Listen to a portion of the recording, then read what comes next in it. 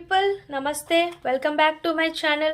In previous videos I discussed about the diabetes mellitus classification. First of all discussed in definition, classification, next pathogens of both type 1 and type 2 along with the signs and symptoms of this diabetes mellitus. Now the most important topic in diabetes mellitus is complications of diabetes mellitus.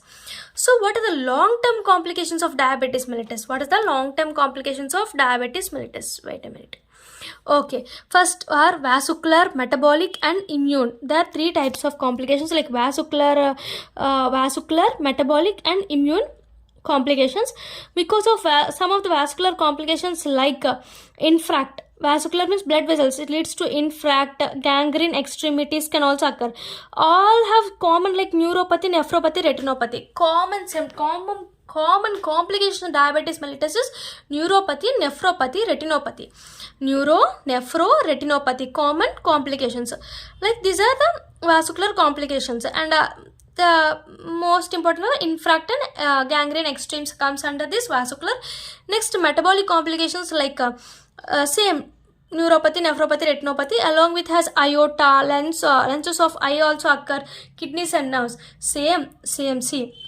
Lenses of eyes, retinopathy, eye lenses will also undergoes complications. One of the complications are and neuropathy, kidney, nephropathy, neuropathy, like this kidney nerves and aorta also comes under the lesions of metabolic complications. Next, immune complications. Immune complications like infections. Immune means infections like tuberculosis. First one is tuberculosis, UTI, pneumonia, and fungal and bacterial. Fungal and bacterial are infections like TB, UTI, pneumonia. Important were TB, UTI, pneumonia also occurs in diabetes mellitus. Okay. These are the complications: vascular complications, metabolic complications and immune complications. Most important were neuropathy, nephropathy, retinopathy. These are the pathogens of long-term complications of diabetes. What are the systemic complications? What are the secondary systemic? In this diagram, see, in this diagram has systemic complications. Systemic complications. Systemic complications like first one, see, in eye, eye has cataract, leads to retinopathy. I discussed systemic complications like retinopathy, cataract will occur. Retinopathy, cataract. In heart has coronary atherosclerosis, IHD. Next here GIT. In GIT has autonomic dysfunction, infarct, bowel disease. Infarct, bowel disease can also occur in GIT. Here IHD, ischemic heart disease. IHD means ischemic heart disease, coronary atherosclerosis comes complications of systemic complications of diabetes in heart. IHD and coronary atherosclerosis. In eye has retinopathy and cataract. In GIT has infarct bowel and autonomic dysfunctions. These are systemic complications. And kidney comes to kidney. It is nephropathy and along with UTI infections. UTI infection and nephropathy. Next here neuropathy comes under complications in systemic.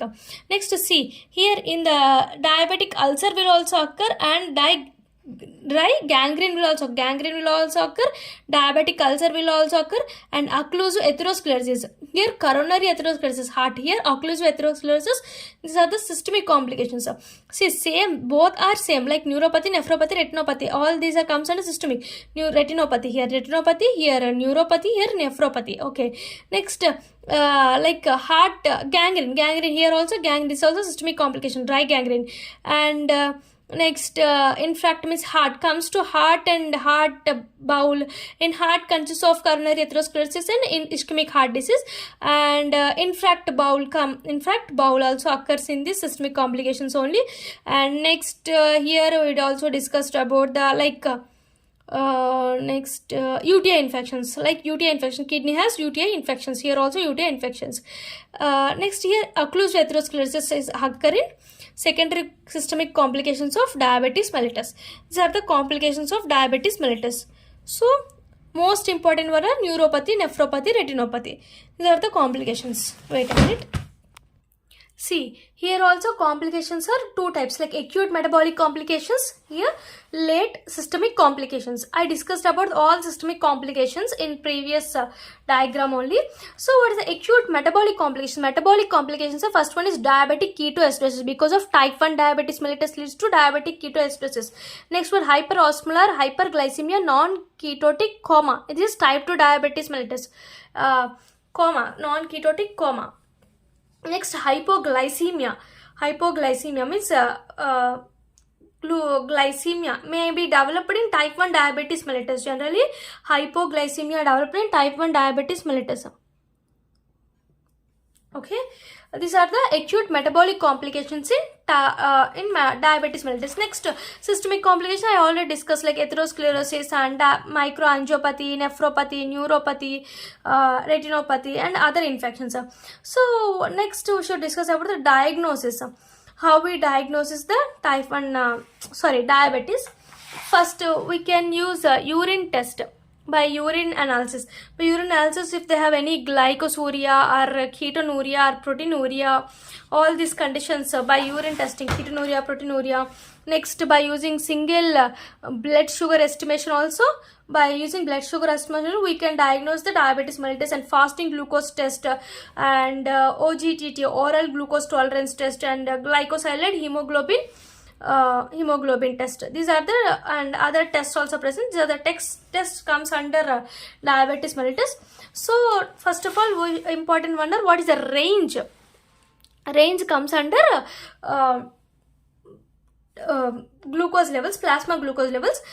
First, in fasting blood glucose level, normal levels are 70 to 100 mg per dl, means less than 100. Less than 100 should be normal in fasting glucose levels. Fasting glucose are 70 to 100 mg per dl. If greater than 100 or greater than 126 leads to diabetes mellitus. Less than 100 means normal levels. Next, we should discuss about the postprandial blood glucose levels. Postprandial blood glucose levels are here 70 to 100 is fasting. Postprandial, after eating, we can see the 70 to 140 mg per dl is the normal level. If greater than 200 leads to diabetes mellitus. This is a random value. See, random blood glucose, if greater than 200 mg per dl, we can see it leads to diabetes mellitus. Condition is diabetes mellitus. So we should know about the ranges of these. Ranges of fasting blood glucose and postprandial blood glucose. Important one, 70 to 100 is normal, 70 to 140 is postprandial blood glucose. Greater than 200, if they're present glucose levels, then the patient having diabetes mellitus. This is the diagnosis of diabetes mellitus. Thank you. Please subscribe my channel and please support us. Thank you.